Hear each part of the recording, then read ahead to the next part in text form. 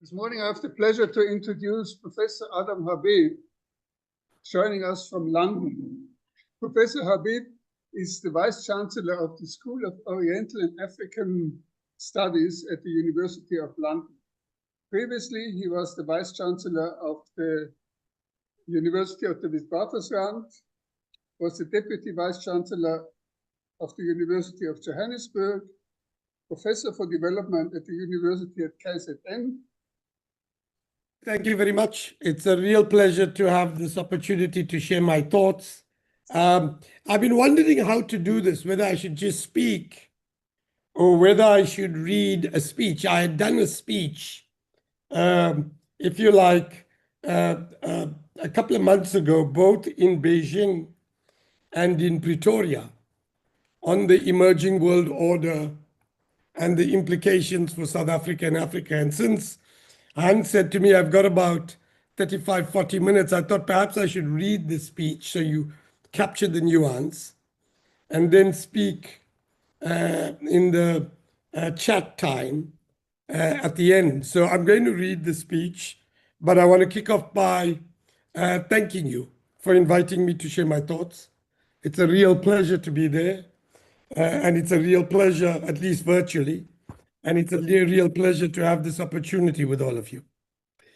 So let me start by saying that we live in a very dangerous historical moment.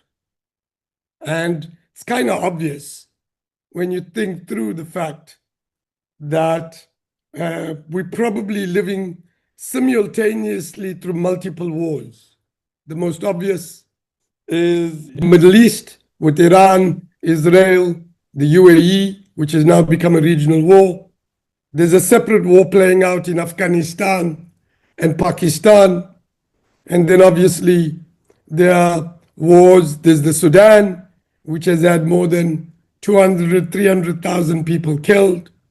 And there are multiple other wars around the world. So we live in a dangerous historical moment.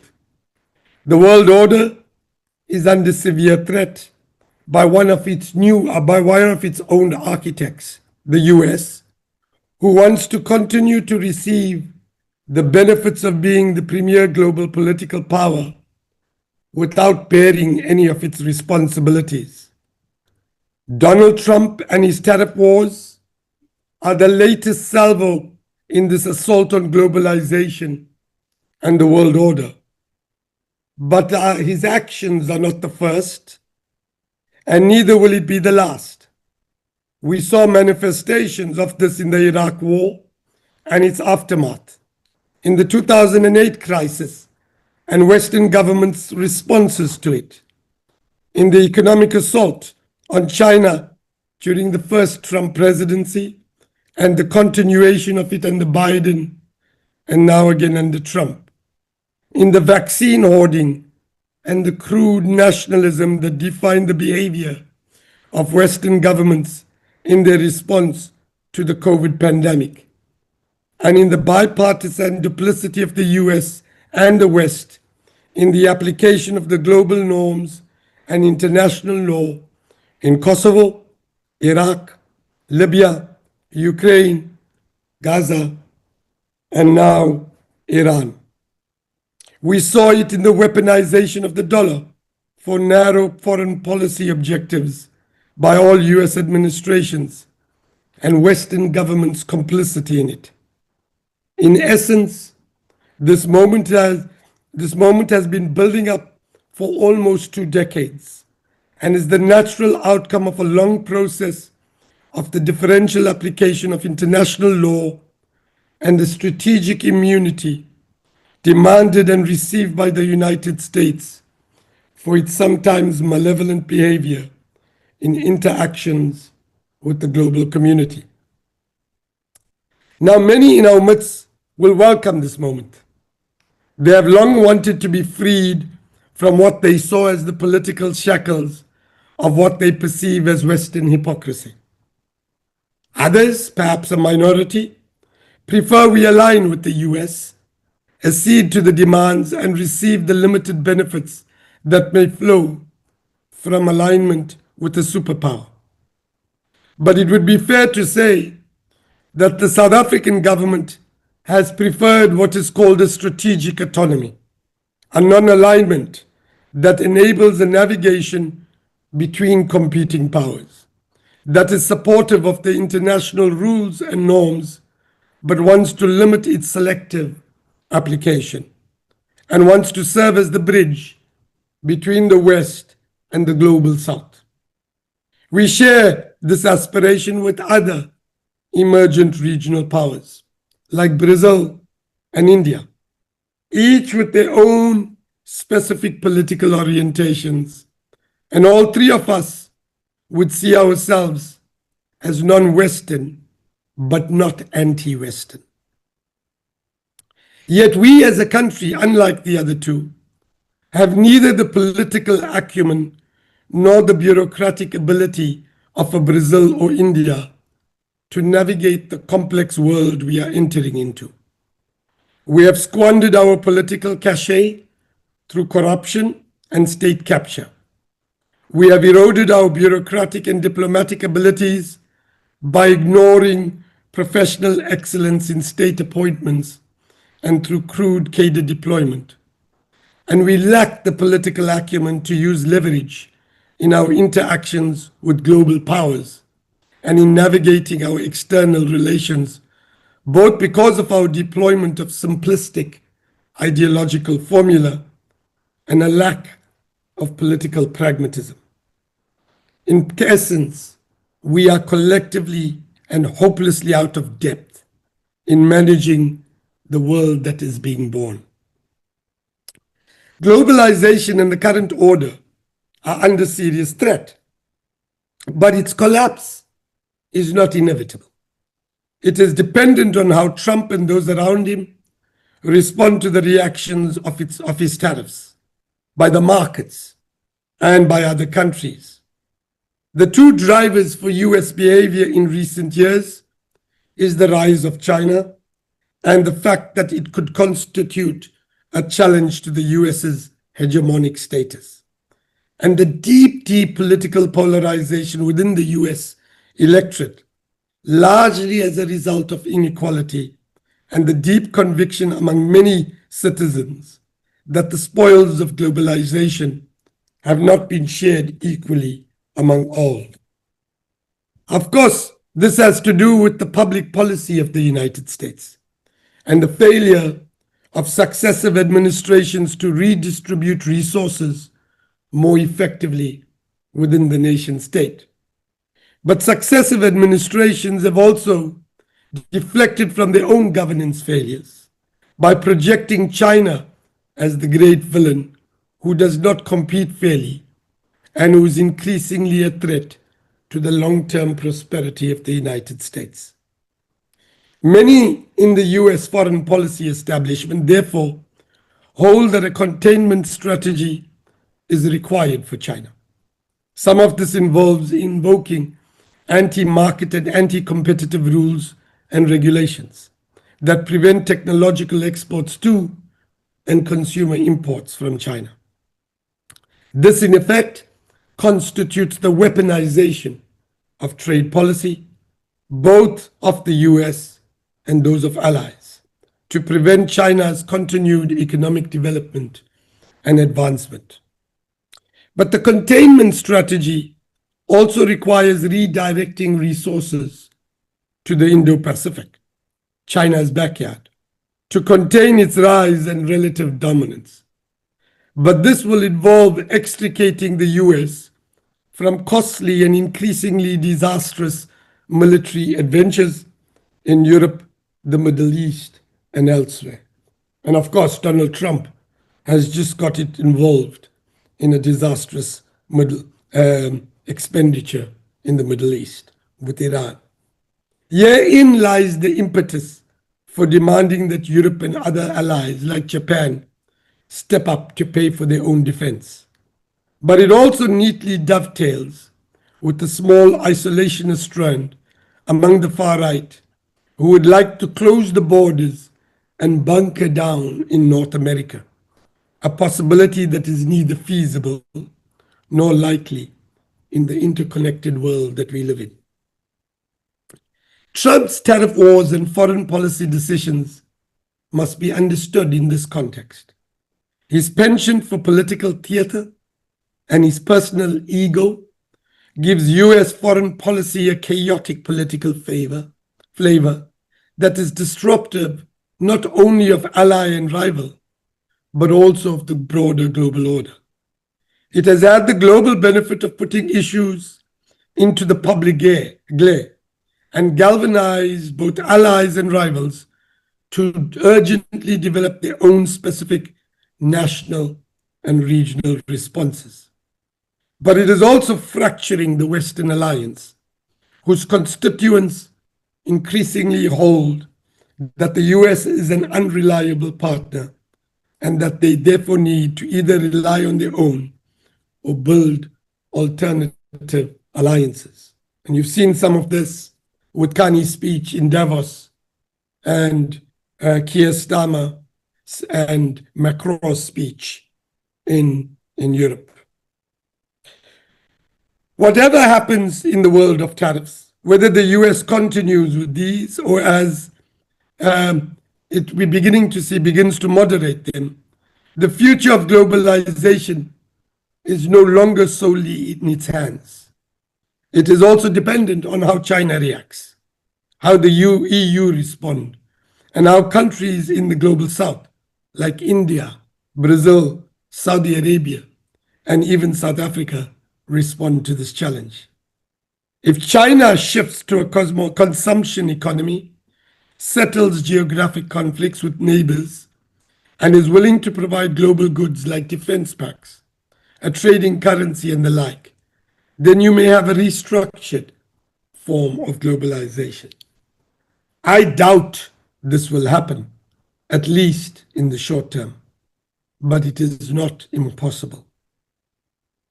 Yet China has become an agent of change in its own right in recent years. This has been evident by President Xi Jinping's accelerated foreign policy engagements, especially among Asian nations, highlighting both the economic benefits of continued trade with China and investment from China.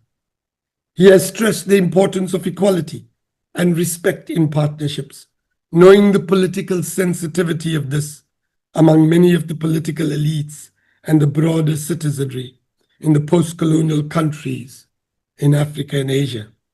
It is a simple diplomatic lesson that Donald Trump and Western political elites would do well to heed. In any case, China has for some years been building its leverage in order to manage a more politically hostile United States and Western alliance. The essential tenets of its plan have been to reduce its reliance on US and Western assets and trade, and to reprioritize relations with the rest of the world, beginning primarily with the Indo-Pacific region. The former has involved, that is, assets, the former has involved reducing its reserves of US Treasury bonds from 1.3 trillion in 2011 to 765 billion in April 2025. These have in part been redirected to securing hard assets across the world, mines to secure supplies of essential minerals, energy resources and logistics infrastructure, and even land for agriculture and food security. Much of this captured under the banner of the Belt and Road Initiative, an ambitious international development plan to reintegrate China into the rest of the world. It is also reflected, I might say, in some of the new trade patterns. You will see at the end of last year, China has achieved a historical first in trade surplus, above $1 trillion, most of it earned with the rest of the world and not the United States. This Chinese global development agenda has been twinned with an international political framework described the 5 principles of peaceful coexistence. mutual respect for sovereignty and territorial integrity, mutual non-aggression, mutual non-interference in each other's internal affairs, equality and mutual benefit, and peaceful coexistence. These principles, not always practiced fairly, were supported by African and Asian countries in the Bandung Conference in 1955 and became the political framework for the non-aligned movement from the 1960s. They've also been enshrined in a variety of United Nations documents and questioned the universalist doctrine advanced by the West in the last 30 years.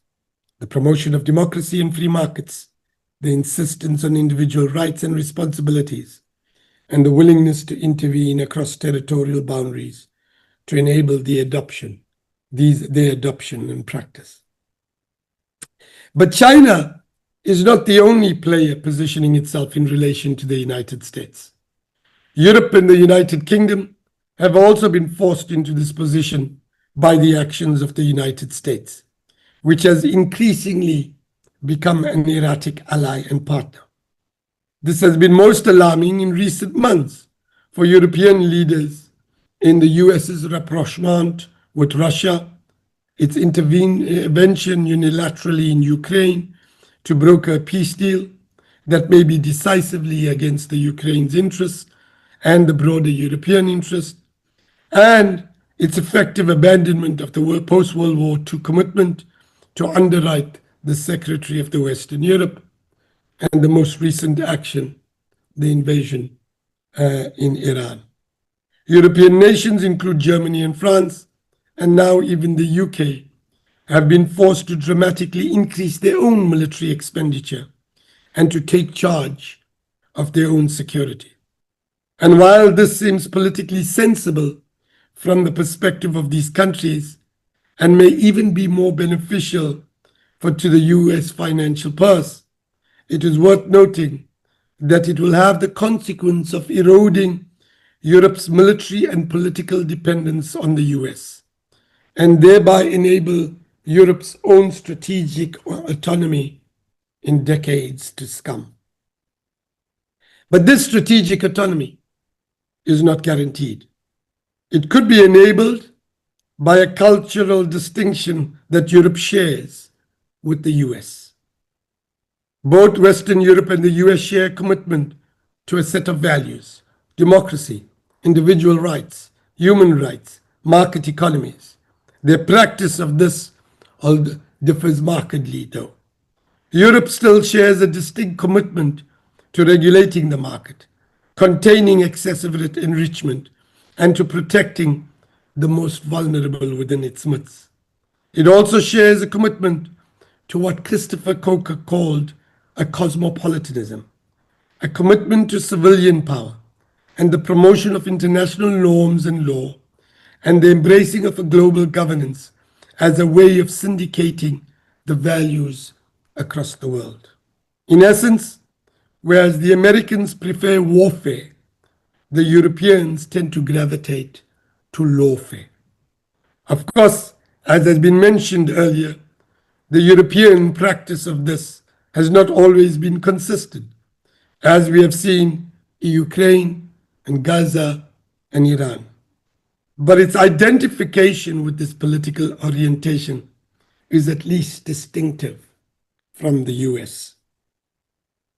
Nevertheless, despite these enabling features of strategic autonomy, there are at least two substantive obstacles: a modest economic dynamism and a hesitant political agency.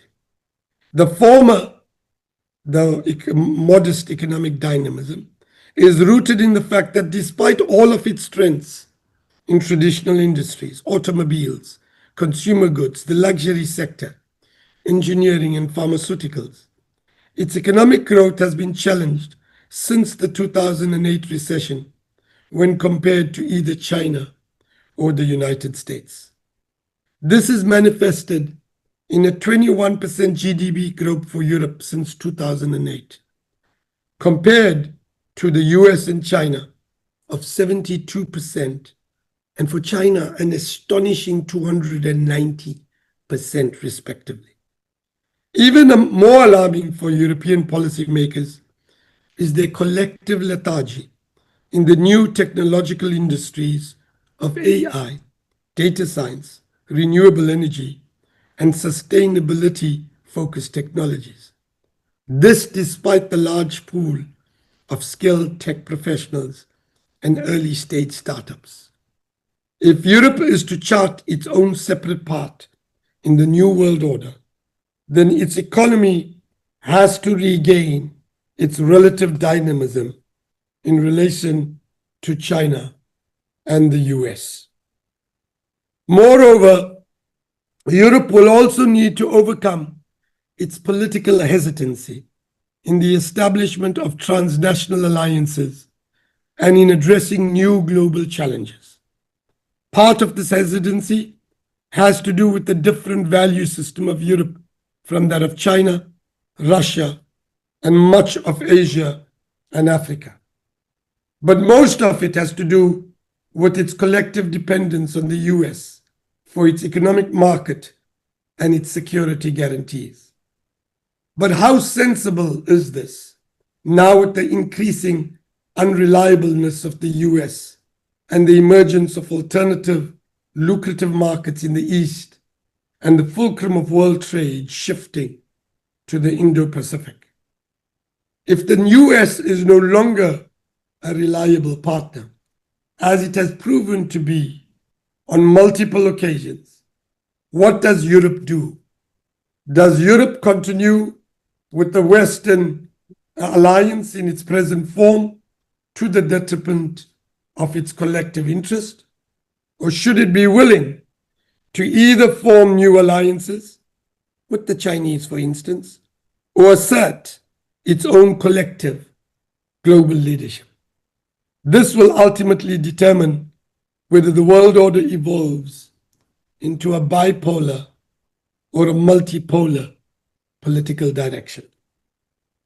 What is worth noting in whatever happens is that it will take a long time. 30 to 40 years of economic integration cannot simply be decoupled overnight. And there will be many disruptions and distortions along the way that will impact on people's daily lives, including among them the cost of some goods, the availability of others, the loss of jobs, and the like. As this plays out, there are three issues worth considering. Why has globalization unraveled? How long will it take to play out? And finally, how to mitigate its consequences. Remember, the ending of the first globalization era between 1870 and 1910 was followed by 2 world wars, the murder of millions, and the economic devastation worldwide. If we were to descend into a similar outcome, we will not survive as a human species. Even if we avoid this, how are we going to collaborate to address the myriad of international challenges, climate change, war, pandemics, and the like? This is what has to be thought through collectively by the human community in the months and years ahead.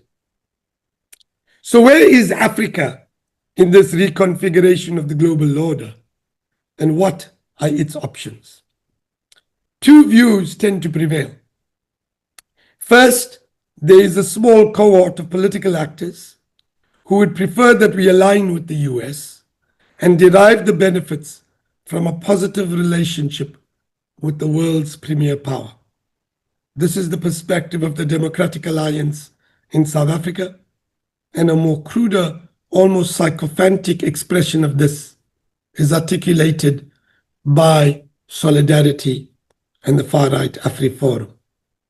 But it is also articulated in other parts of the continent.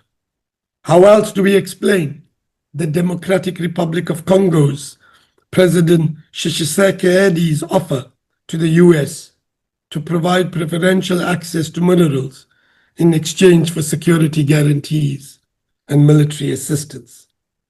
Yet it would be fair to say that this is still a minority among Africa's political elites. The vast majority of political actors in South Africa and Africa, leadership and elites, party actors and intellectuals, interpret the emergence of a bipolar and multipolar world as beneficial for their developmental prospects. They believe that this provides greater options for investment capital and trade opportunities, enhancing their negotiating leverage and resulting in less onerous political conditionalities. It has also been seen to allow them a strategic autonomy in navigating the international system, akin to Brazil, India, and even the Republic of Ireland. And you've seen a lot of political leaders on the African continent speak of this and China's investment on the continent. Yet it is worth saying that strategic autonomy is not the norm.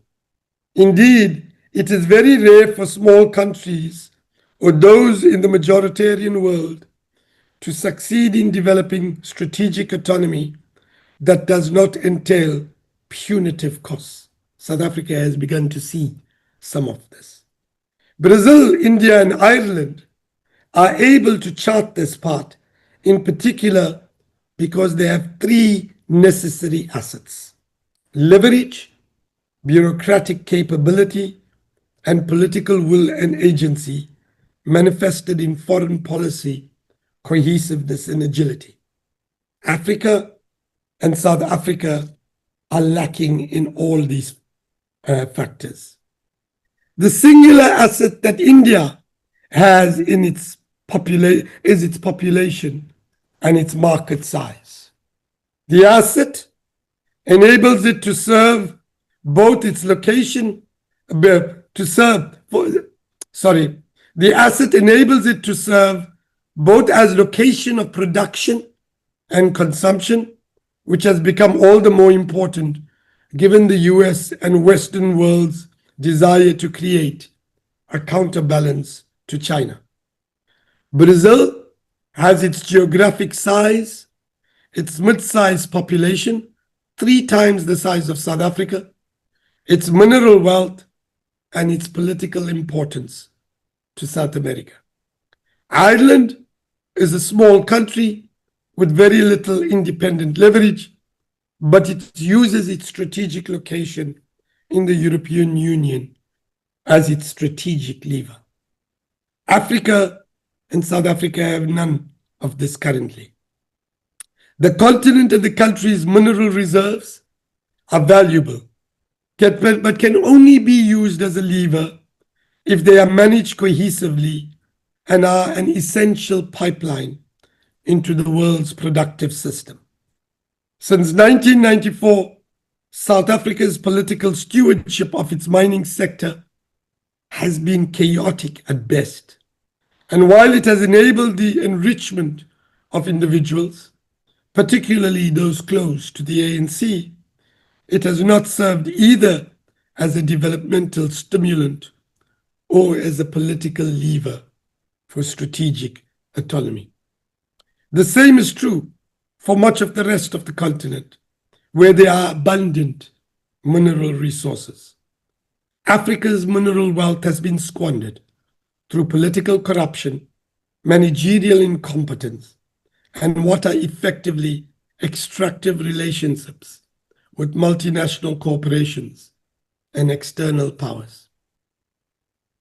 As for market size, Africa has a population of around 1.5 billion, which is likely to double by 2070. But this can only be a strategic lever if they collectively constitute a common market.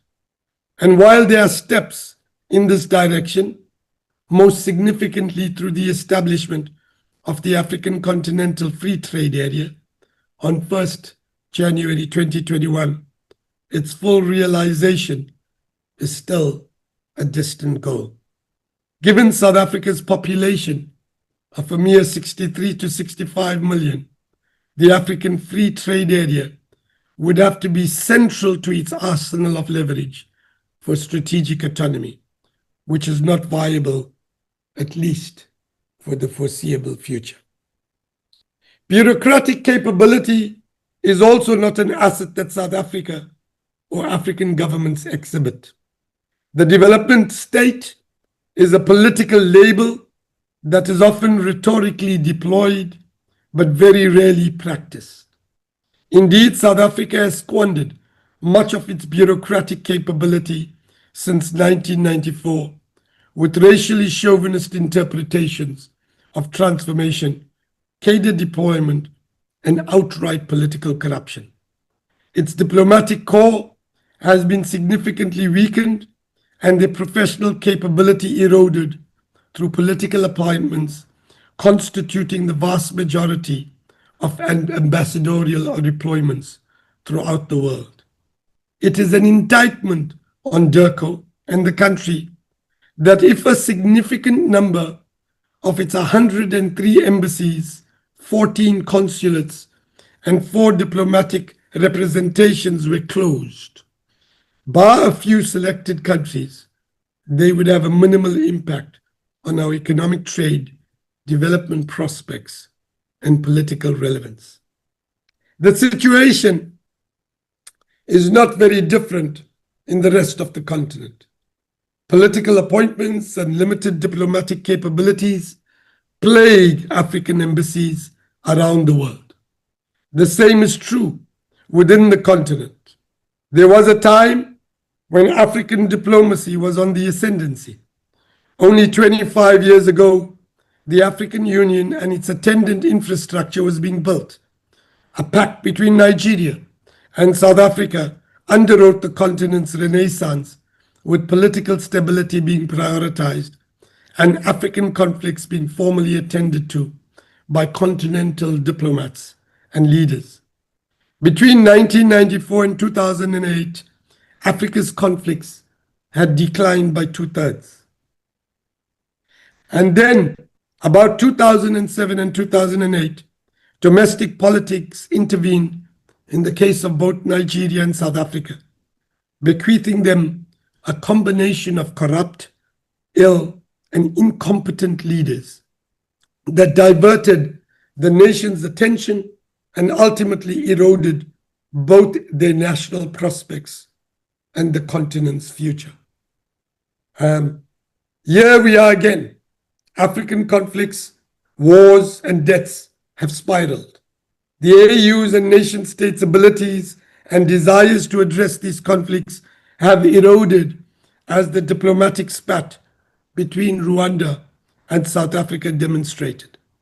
The net effect is the civil war in the Sudan, the multinational wars in the DRC, the continued violence in South Sudan, and the conflicts in Somalia, Ethiopia, Mozambique, Burkina Faso, Mali, and Niger, and Lake Chad. In total, Africa is plagued by 35 armed conflicts. Strategic autonomy to effect developmental outcomes on the continent is not possible in such an unstable environment.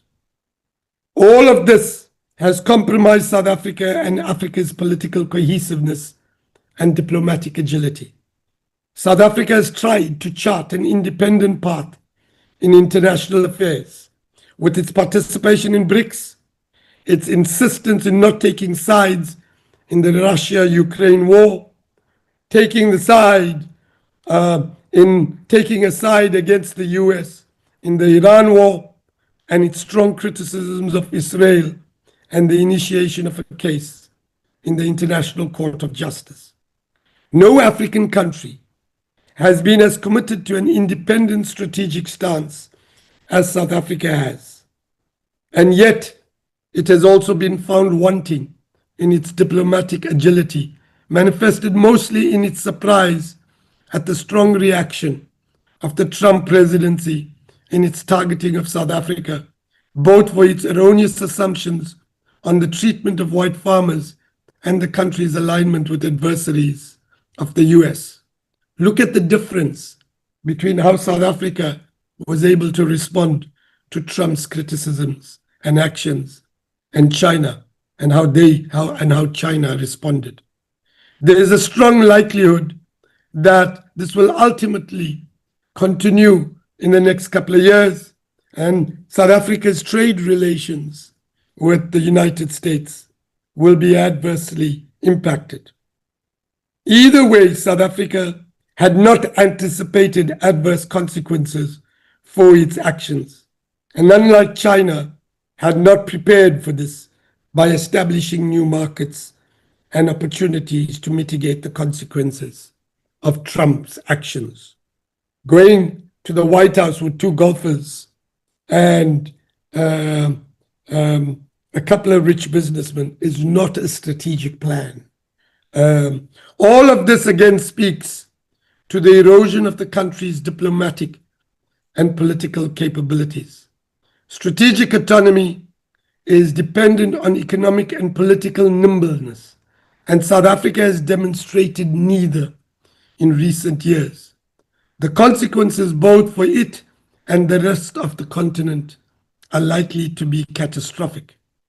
But even if this is not the case, the analysis herein suggests that at a minimum, Africa is hopelessly out of its depth in capitalizing on the emerging bipolar or multipolar world that is emerging today. I take no pleasure in observing and thinking through all of this. South Africa and Africa is my home, and its success is the success of my family and myself. After all, this is where I will return to. But if we are to succeed as a nation and a continent, then we need to recognize our challenges for what they are, understand the causal drivers, and address these pragmatically. What then should we do? My recommendation focuses on South Africa, although much of what I say could speak for the other parts of the continent. First, our singular foreign policy priority should be the free trade area. Without this, our long-term economic development is imperiled, as is the establishment of political leverage that enables South Africa and Africa's strategic autonomy and independence in global affairs. Two, professional excellence must be taken seriously. In this specific case, it refers to the professionalization of the diplomatic corps and limits to the political appointments of ambassadors from the cohort of failed ANC politicians and their family members. But professional excellence needs to be extended beyond the diplomatic corps. We cannot continue to be compromised by incompetent municipal and national governance. And this is not solely the result of corruption and cadre deployment, as so much of the public discourse focuses on.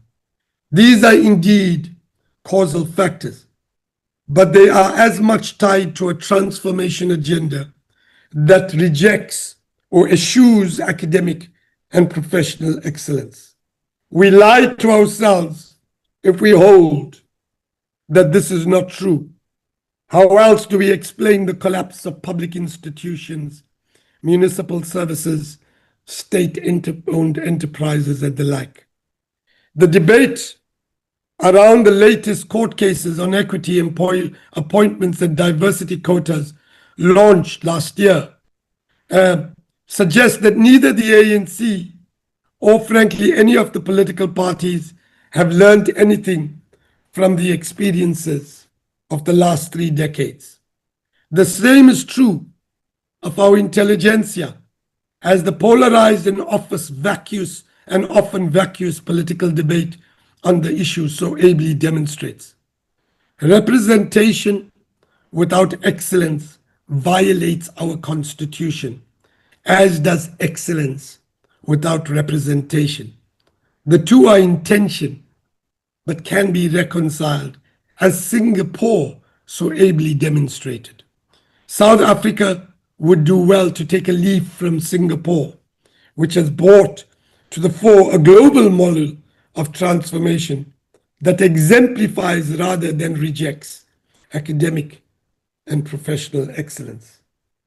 Third, South Africa needs to be aware of and prepare for the reprisals that are likely to follow if it charts an independent path in global affairs.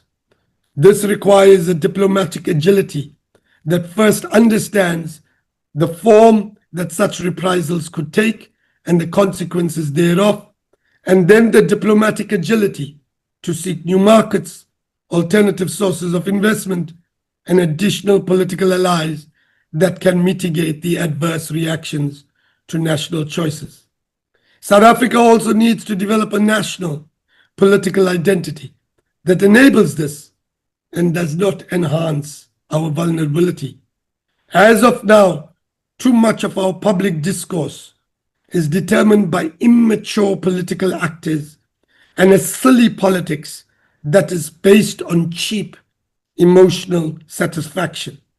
Our public discourse is saturated with racial chauvinism, race baiting, and acrimony driven to achieve a fleeting and childish emotional gratification by politicians and activists on all sides.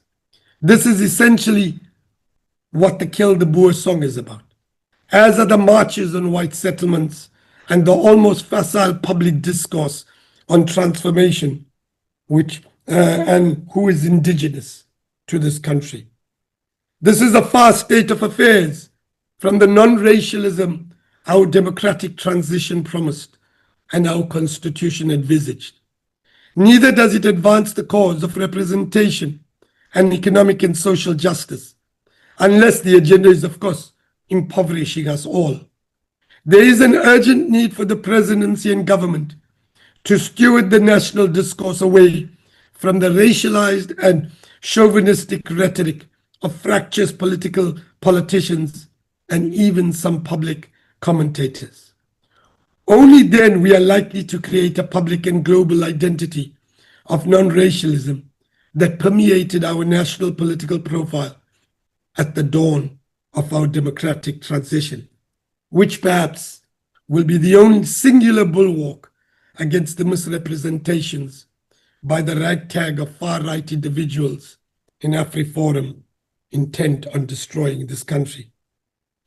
We live in a dangerous historical moment which requires of us to collectively behave in a manner that recognizes our interests and charts a pathway to that realization. This need not mean capitulation to one country or another, but the bipolar or multipolar world that is evolving does potentially enable the possibility of South Africa to play off global powers against each other so as to maximize opportunities for its own national economic development and independence. Yet this will only happen if we collectively become agents of our own change. It will require developing a leverage which others take seriously, and a government and public administration that allows us to navigate our global engagement in a manner that benefits our people and development. We are not there yet, but we can be if we have the courage to understand our circumstances, develop a path to changing this, recognizing the trade-offs required, and making the hard decisions thereof, and finally transcending the immature, emotionally driven politics we have become immersed in. We can be the architects of our own collective future, but it will require collective courage and political decisiveness. Thank you. I'll stop there, colleagues, and then we can take any questions that you may have. Thank you very, very much.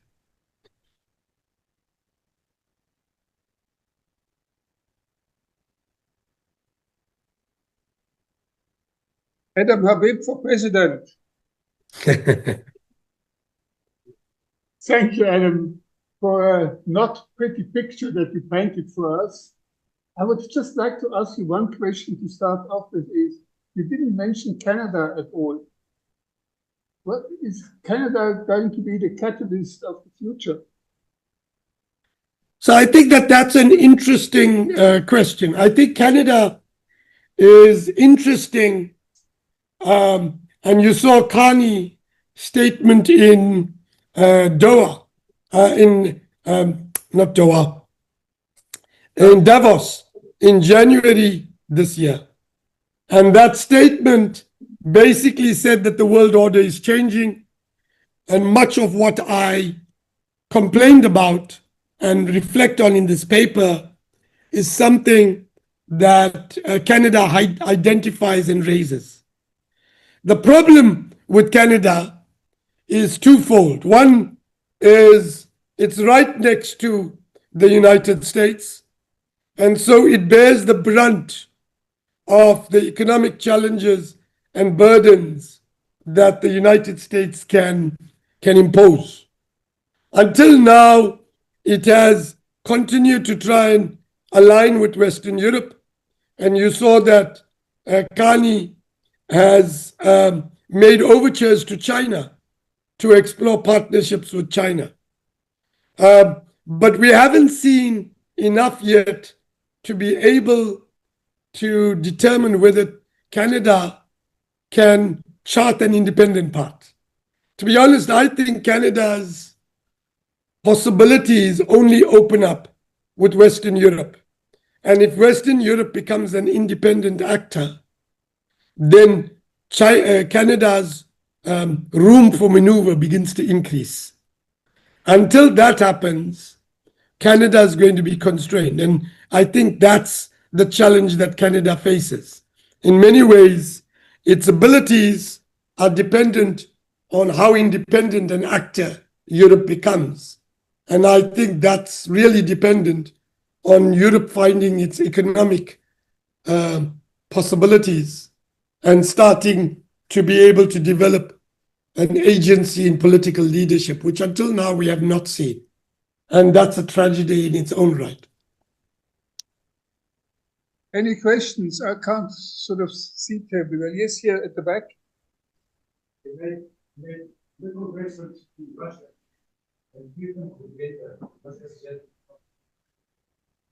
Did you? I don't know if you heard that, Adam. I can't hear it. You made little reference to Russia and its role in the international scene. So I think that that's right. I do make a less role of Russia. So I think Russia is an interesting option. It seems to me that Russia cannot constitute an alternative pole. It cannot be an independent hegemon in its own right. It doesn't have the economic size, and it doesn't have the economic capabilities. It does have significant military capabilities, even with all of the challenges that Ukraine has given it. It does have significant military capabilities, but it doesn't have the economic weight that would give it the capability to compete effectively with the United States. And so in many ways, Russia will be a player in the China orbit. And you're going to see that that dependence on China has become even more so in the last 5 years, as it's been subjected to Western sanctions as a result of the Ukraine war. Increasingly, its oil and its other assets have become have been bought up by China, and its a dependence on China has increased quite dramatically. So Russia is a player, but it's a secondary actor, in my view, in the China orbit. It is worth saying the latest data shows that the Iran war, China used to get 13% of its oil from Iran.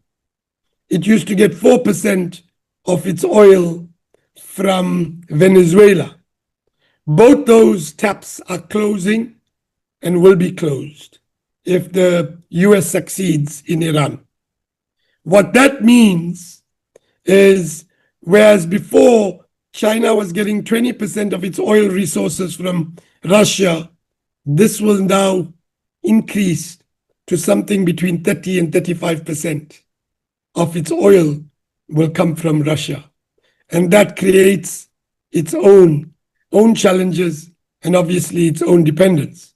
But it also is what enables the Russian war machine to continue in Ukraine, because China is then providing the resources through oil for Russia to continue economic growth. So is Russia a significant player in its own right?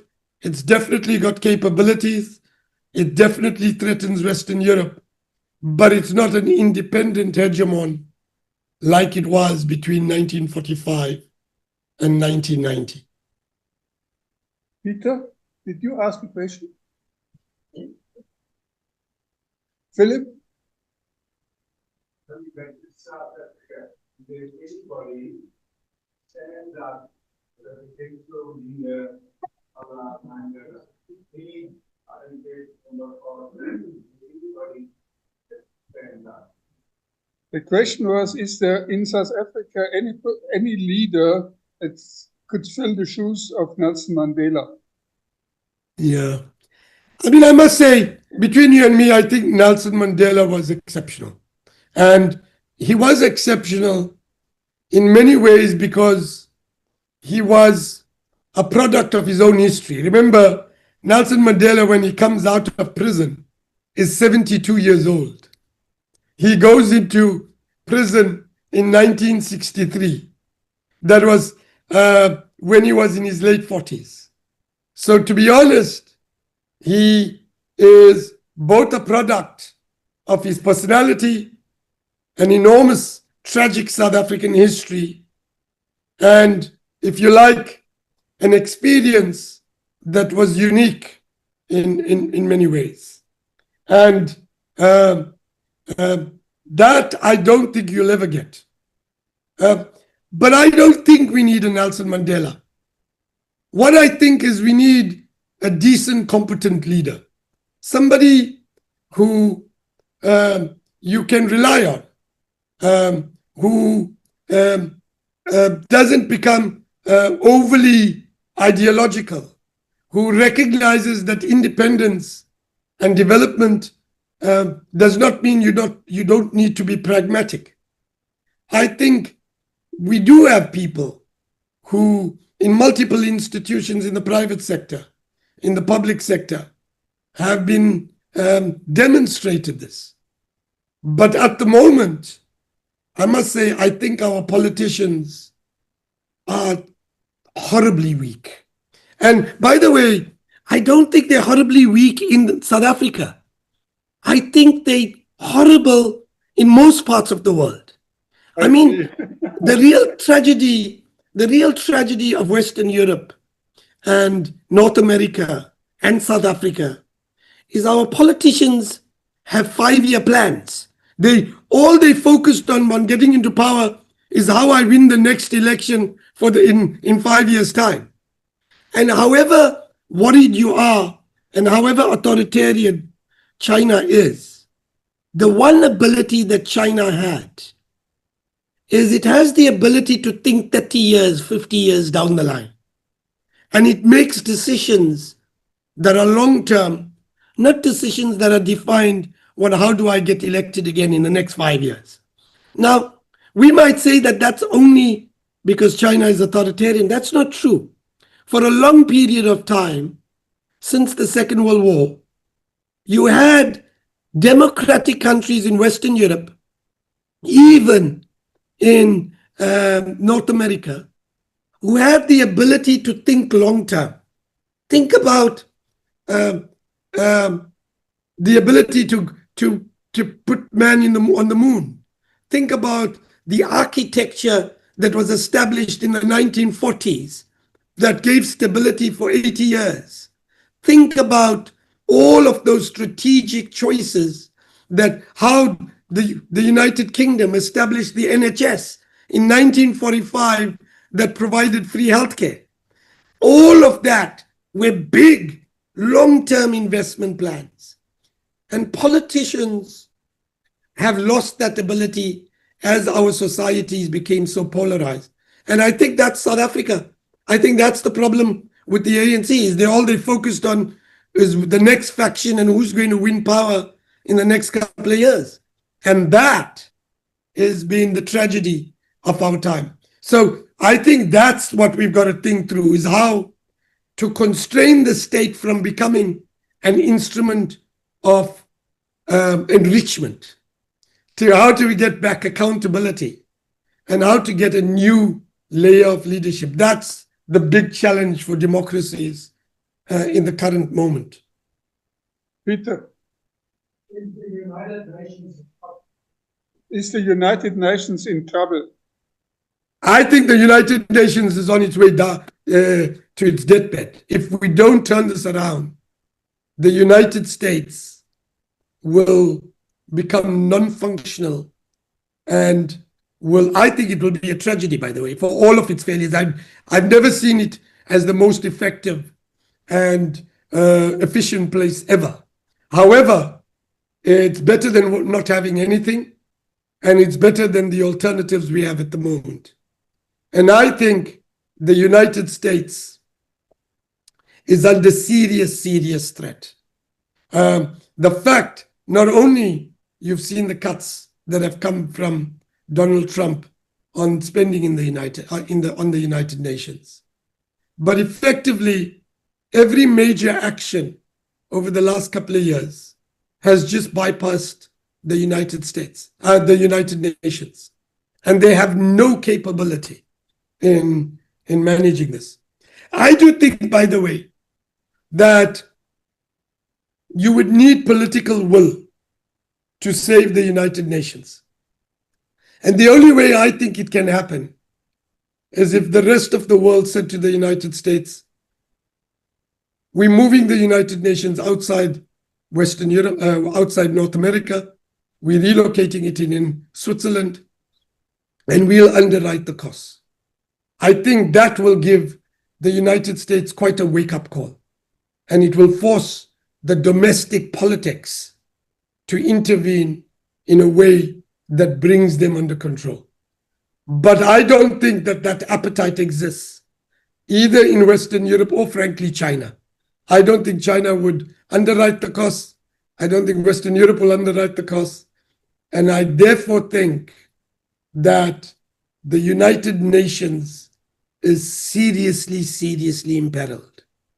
And I don't think it's going to survive for very long unless something dramatic happens.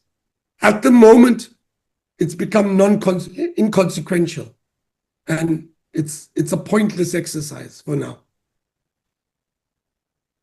So are there any more questions?